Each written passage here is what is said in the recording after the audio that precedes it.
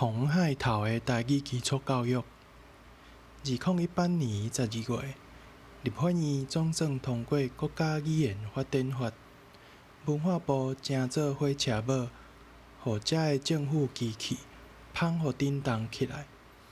今年教育部嘛开始规划，要甲本土语言教学排伫12年国民教育的课纲里。台语课宛然是救咱母语的一贴仙药。毋过，2006年实施母语教育到呾，敢有看到效果？若实际来了解目睭前的课纲设计甲课本的内容编排，就知影内底有真大的问题伫咧。即摆的学生囡仔课本扫来，根本都看无、读无，是安怎会安尼？因为台语的课纲设计，为国校3年才开始教罗马字，国校6年读煞，才甲罗马字规个学了。这是啥物意思咧？亲像你学华语，无要先学注音符号；亲像你去学英语，毋免先学 ABC。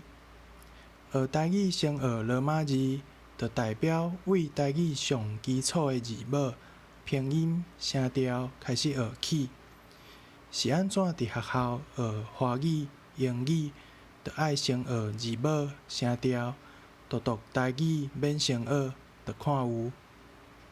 咱的囡仔实在可怜，为小学仔1年开始，因为课本的汉字二记音，便若扫来就照华语音来学白页、凊彩读。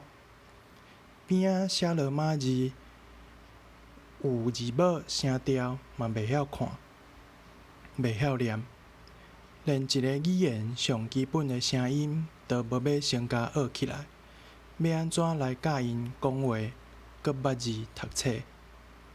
就算为3年开始教，嘛是拆甲喙糊糊，无一个完整有系统性的罗马字教学。咱本土语言的语言环境已经强要消失去啊！伫学校所有的教学语言是华语，伫社会、家庭有机会接触的嘛差不多拢是华语。连遐强势的华语，伫国校仔入学，就爱先教手册，先教注音符号。咱台语平常时无得讲，其他老师伫学校上课嘛无得讲，干那一礼拜顾一节台语课，阁无先甲罗马字教完，互因透过字母、声调，培养语言的基本能力，有才调读课本。安尼，咱的台语教育敢有效果？敢无需要检讨？